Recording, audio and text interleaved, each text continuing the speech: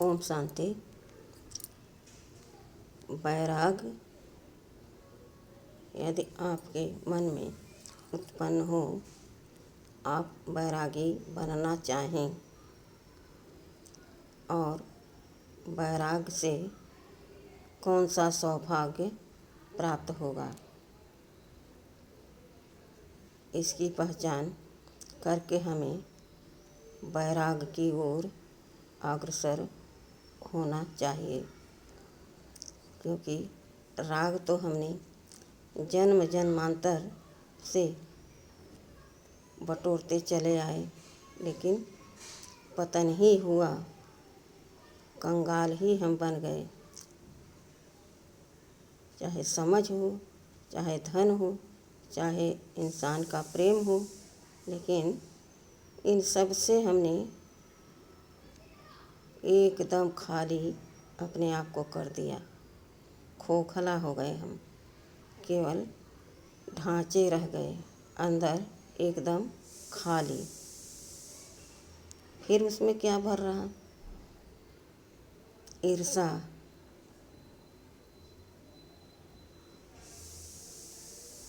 अभिमान। किस चीज़ का? देह का, धन का, व्यवहार का, संबंध संपर्क का।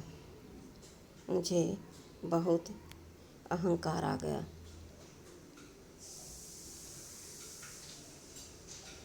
मैं कितना धनी हूँ,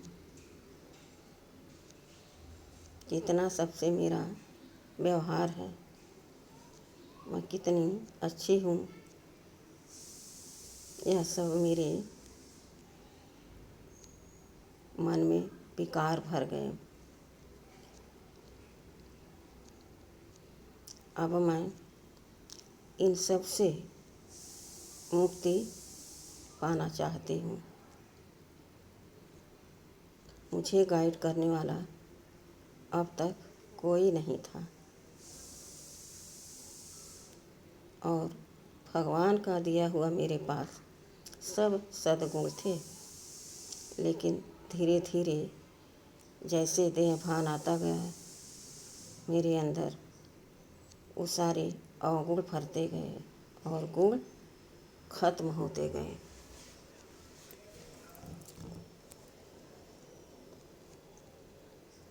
कहते हैं ना, वस्तु को रोज धरो, उठाओ, देखो, धुलो, यूज करो तो वह साफ रहता है।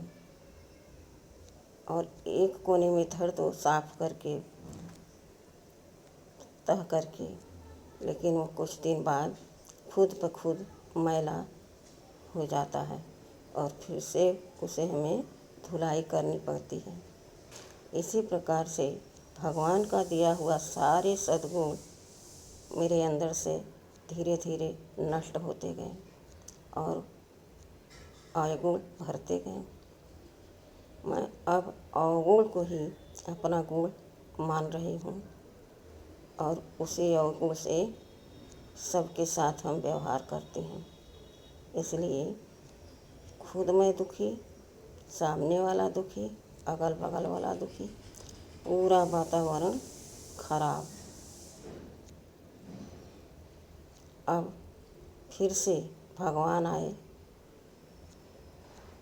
और कहा, बच्चे,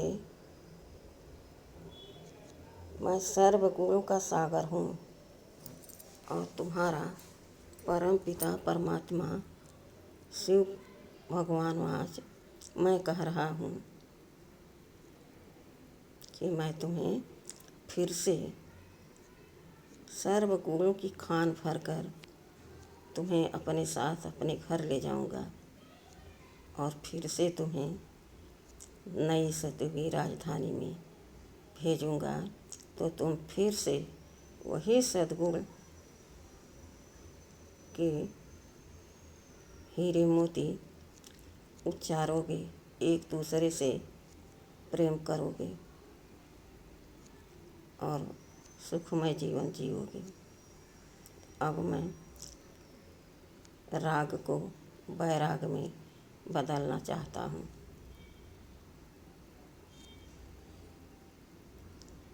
बाबा कहते, बच्चे तुम देही अभिमानी बनो, घड़ी घड़ी अपने को चेक करो कि मैं कौन हूँ। मैं आत्मा हूँ,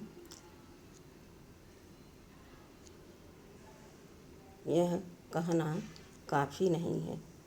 तुम घड़ी घड़ी यह चेक करो कि क्या मैं देही अभिमानी हूँ।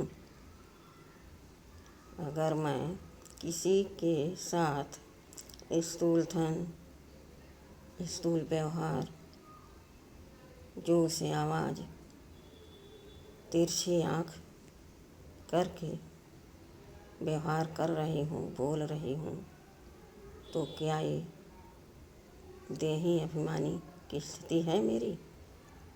चेक करो। जब तुम देही अभिमानी का हमेशा चेक करते रहोगे, तुम ये कहने की ज़रूरत नहीं कि मैं आत्मा हूँ, क्योंकि एक स्थिति होती है, एक अपना गुण और अवगुण होता है जो मेरे अंदर निहित होता है। मैंने तो तुम्हें गुण ही भर कर दिया था, लेकिन समय पर तुम्हें ये अवगुण भी धारण करने होते हैं, इसलिए तुम्हारा कोई दोष नहीं। लेकिन अब तुम्हें इस अवगुण को निकालने का प्रयत्न करना होगा, मेहनत करनी होगी। उसके साथ साथ चेक करना होगा, क्या मैं देही अभिमानी हूँ? देही अभिमानी रह करके कर्म करो और फिर क्या बन जाओ? आत्मा। आत्मा तो उड़ सकती है ना। अर्थात जैसे कर्म खत्म हुआ देह अभिमानी से, मुक्ति मिला कर्म से, वैसे तुम इस शरीर से मुक्त हो जाओ, मेरी याद में खो जाओ। इस तरह से तुम्हें देही अभिमानी रहने का, बनने का सौभाग्य अभी प्राप्त हो रहा है। समय जब ये चला गया तो फिर लौट कर नहीं आएगा। मेरे अंदर कितनी शक्ति है ये कैसे पता चले? कैसे पता चले कि मैं देही अभिमानी हूँ? जब किसी से कोई भी स्थूल धन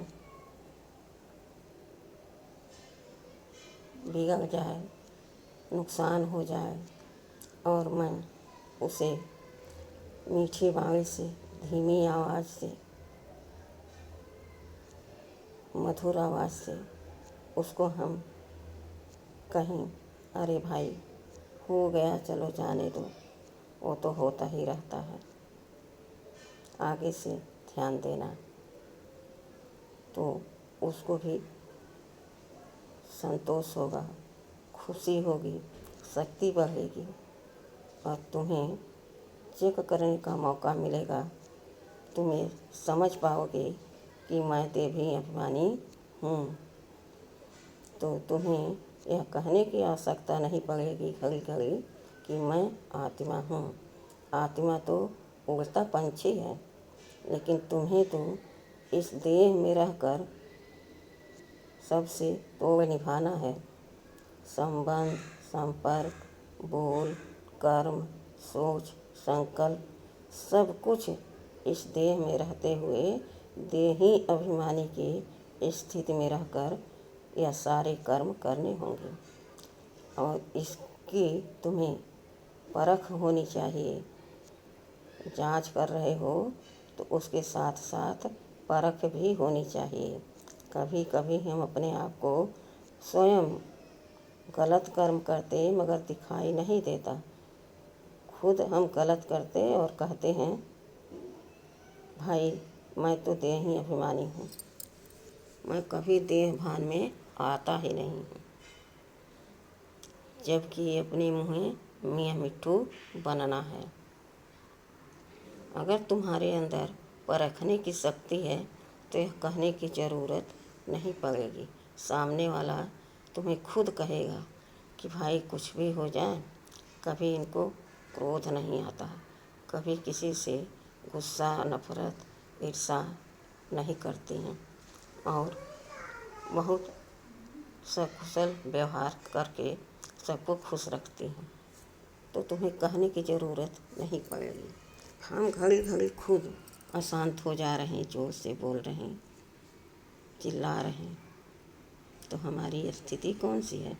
देह भान की, जो 63 जन्मों से कट चढ़ा हुआ है, वह इतनी आसानी से नहीं उतरेगा।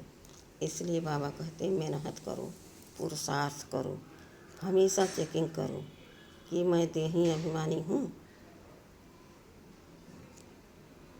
उदाहरण के तौर पर देखो, सीता रावण के चंगुल में कैसे फंसी।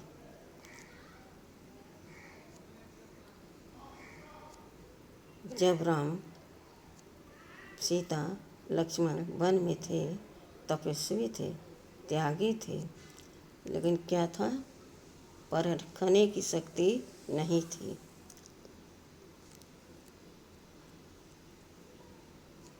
अंदर से लगता था कि यह माया है, यह धोखा है, लेकिन निश्चय नहीं था किसकी। परखने की शक्ति, निश्चय बुद्धि नहीं बन पाई थी। फिर क्या हुआ? भरम में पड़ गए। एक नहीं पड़ा, एक साथ तीनों पड़ गए।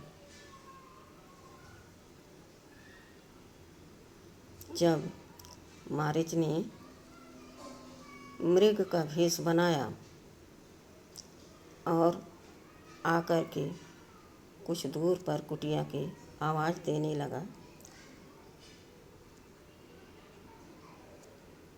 घूमने लगा और देखते देखते सीता जी उसको मोह गई।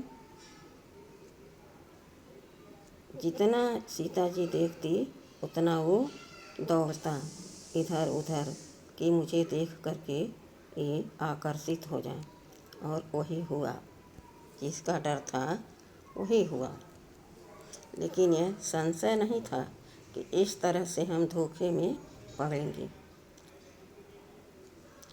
क्योंकि सीता किसी की वस्तु, किसी के पति, पराये पुरुष का दर्शन, बातचीत, यह सब में त्यागी थी, वस्तुओं में त्यागी थी,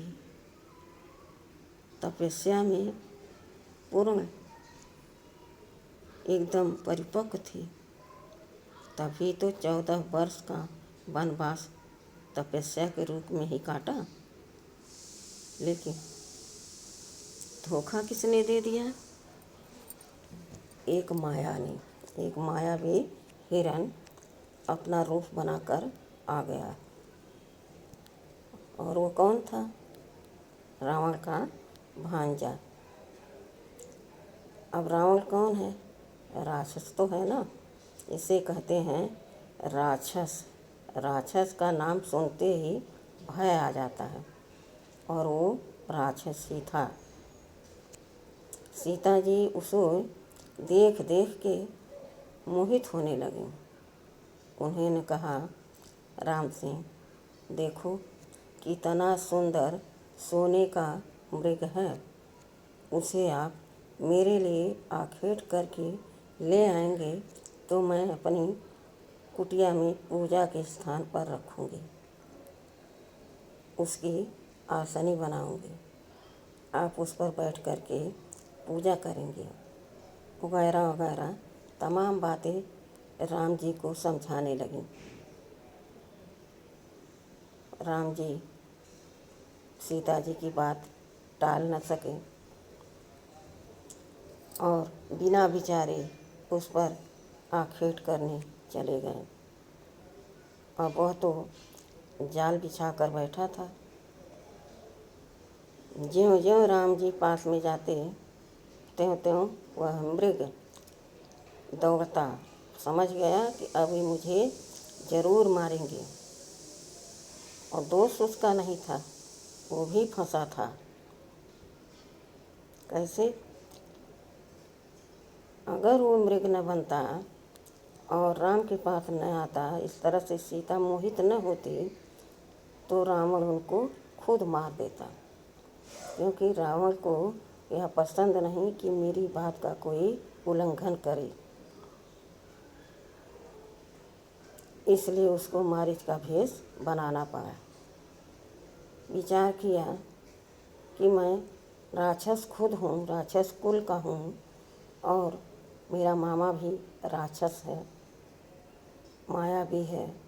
उसके हाथों से मरूंगा तो मुझे मुक्ति नहीं मिलेगी, लेकिन मैं भगवान के हाथों से मरूंगा तो मेरा उद्धार हो जाएगा।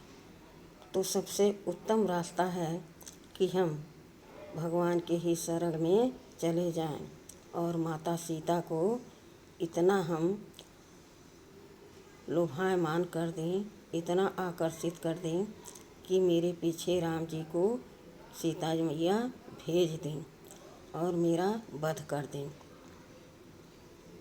सीता माता ने जिद किया और राम जी चले गए। बोले, इसमें कौन सी बड़ी बात है, अभी मैं लाता हूँ। जैसे कदम बढ़ाते बढ़ाते राम जी गए, फिर वो थोड़ा थोड़ा दौड़ने लगा, फिर राम जी भी दौड़ने लगे।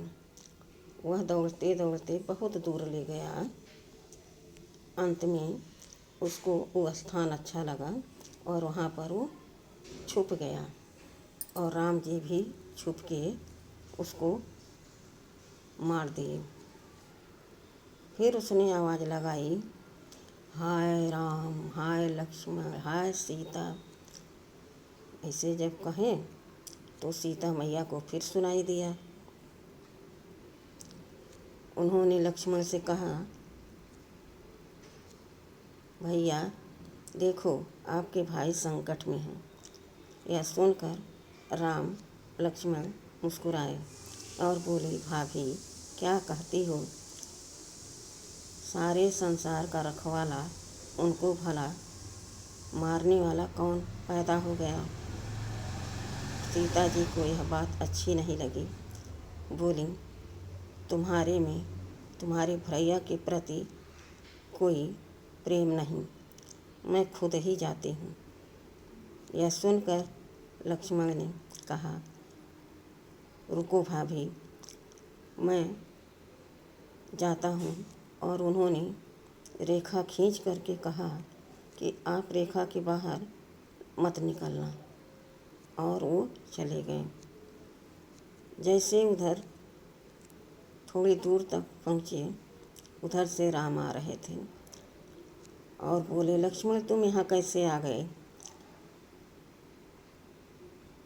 लक्ष्मण ने कहा, भैया क्या हुआ, कौन तुम्हें मारने आया था? राम ने कहा, अरे भाई, वह तो धोखा था। तुम घर छोड़ करके क्यों चले आए? सीता को अकेली क्यों छोड़ आए? यह कहकर राम तेजी से दौड़ने लगे और कहने लगे, लक्ष्मण यह तुमने ठीक नहीं किया, अपनी भाभी को अकेला छोड़ दिया। अब वहीं पर सबको भ्रम पैदा होना शुरू हो गया।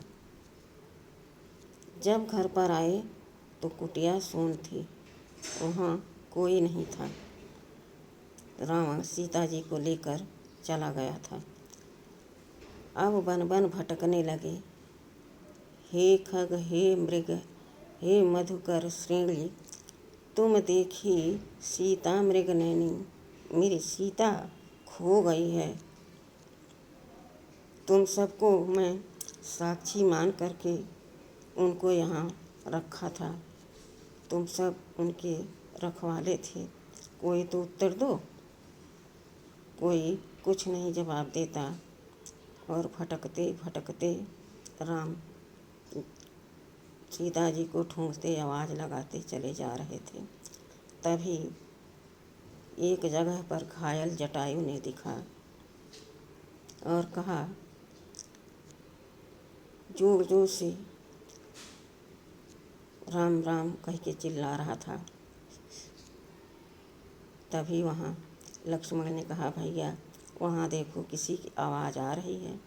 और जब वहाँ राम लक्ष्मण पहुँचे तो जटायु घायल अवस्था में पड़ा था। उसने कहा, प्रभु, मैंने बहुत कुछ किया, बहुत कोशिश किया, लेकिन माता को बचा नहीं पाया। रावण उसे उठा कर ले गया है। राम ने कहा, लक्ष्मण, वह तो ठीक है, पता बता दिया है भ्राता ने, लेकिन उससे पहले इनका संस्कार अंतिम दाह कर देना चाहिए हमें, फिर उनको मुक्ति मिलेगी।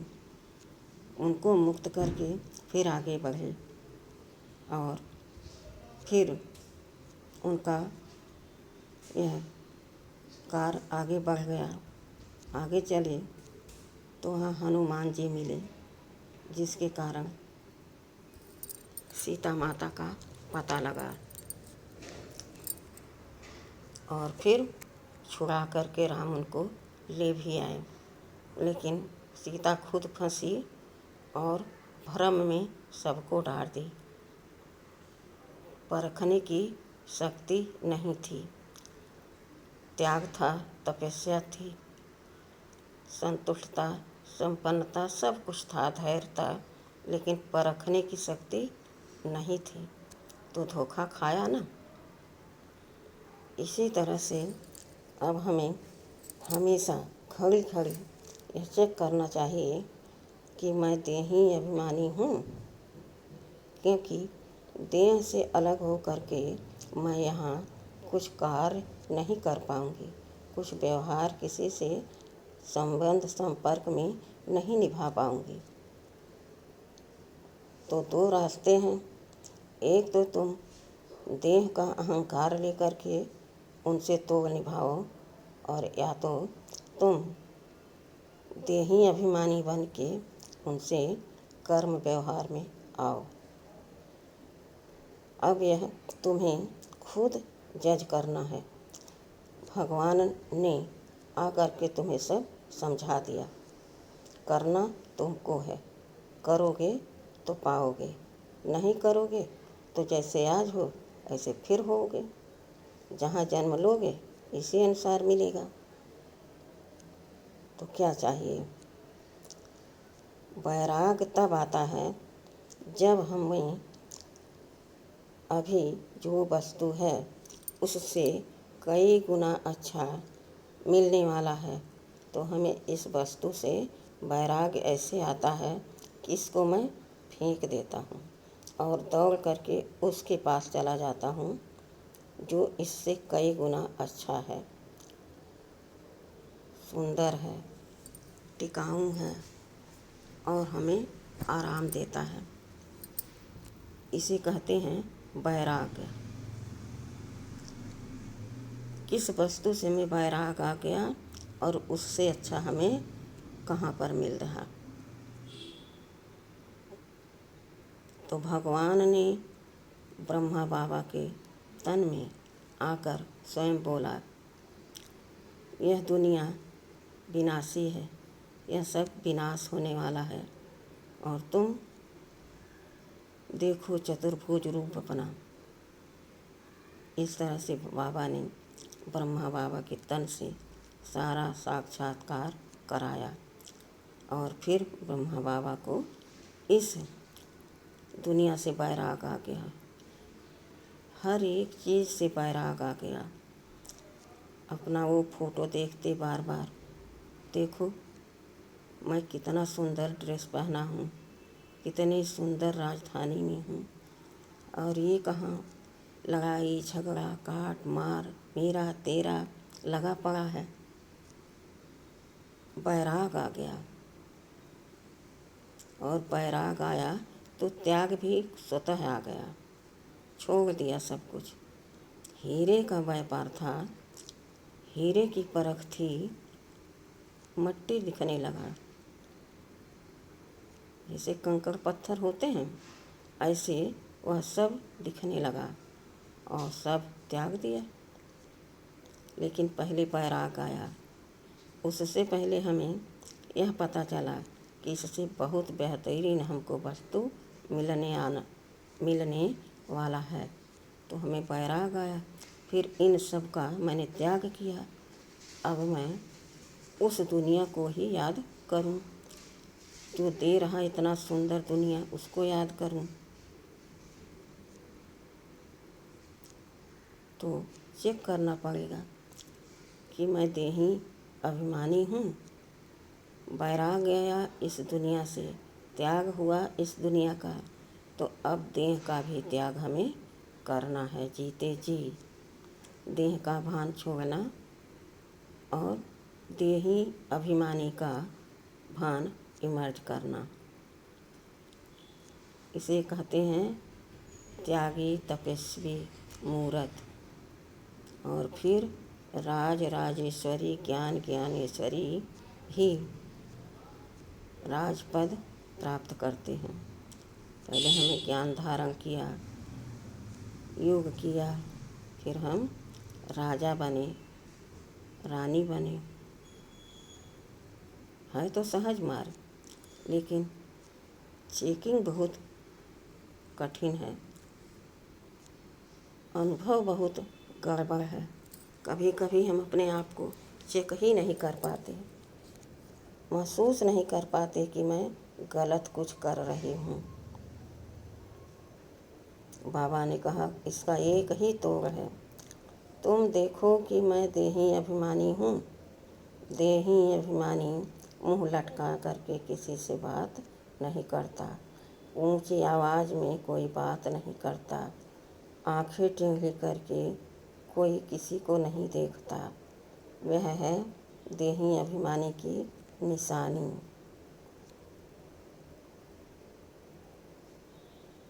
जब मैं देही अभिमानी हूँ तो मैं वरदानी मूरत भी हूँ। मेरे बोल में भी इतनी प्योरिटी है कि मैं जिसको जो बोलूँ वो सिद्ध हो जाए। तभी तो कहते हैं ना, रिद्धि से सिद्धि।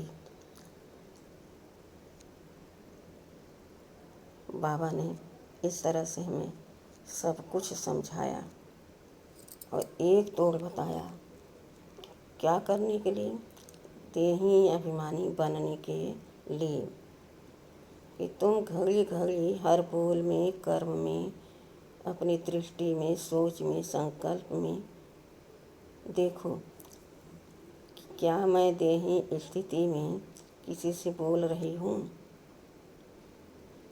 कर्म करते हुए क्या मैं देही की स्थिति में हूँ। इस तरह से अपने आप को चेक करो,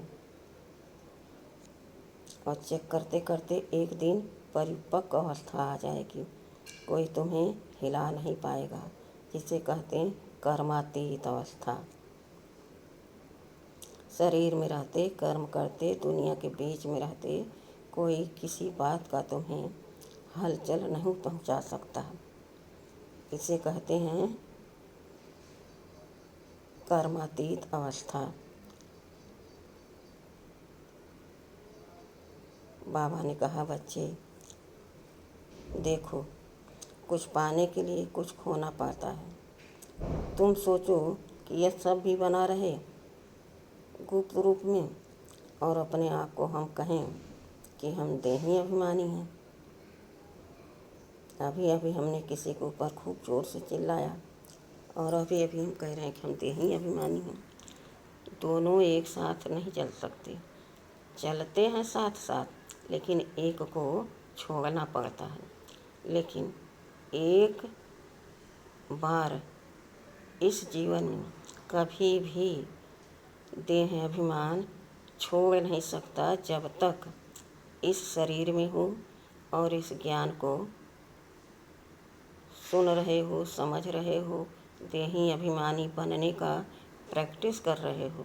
तब तक तुम्हारे साथ साथ तुम्हारा देह भान भी चलता रहेगा। जैसे तुम जरा सा ढीले हुए, यानी जैसे तुम्हारा मन जरा सा किधर भी गया तो वहीं पर माया तुम्हें धर के नाक पकड़ लेती है, कहती है क्या हरदम लगे रहते हो देही अभिमानी, देही अभिमानी।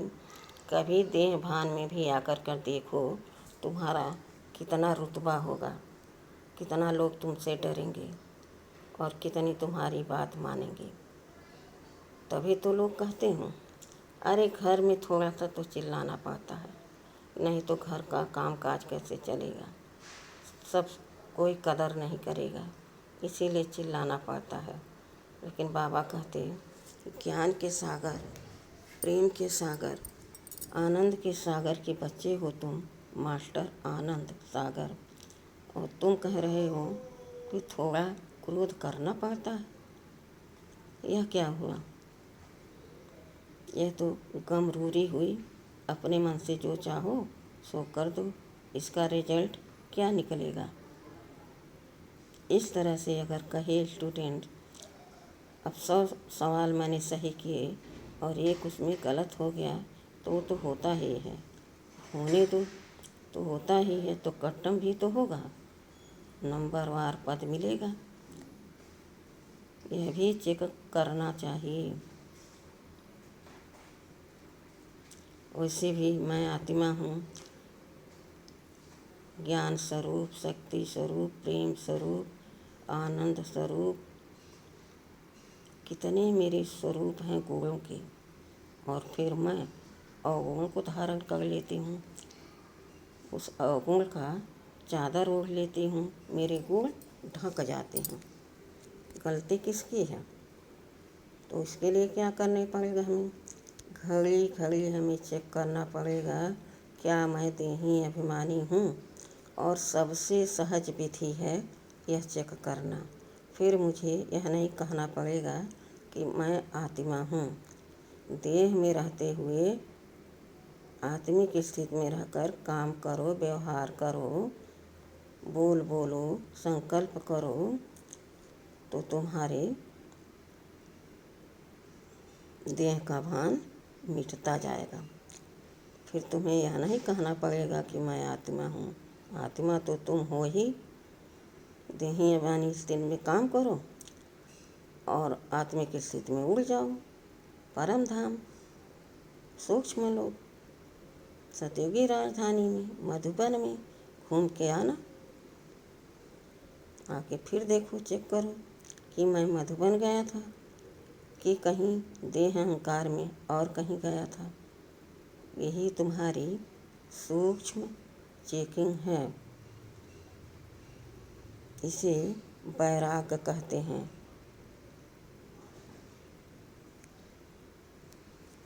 अच्छा, ओम शांति।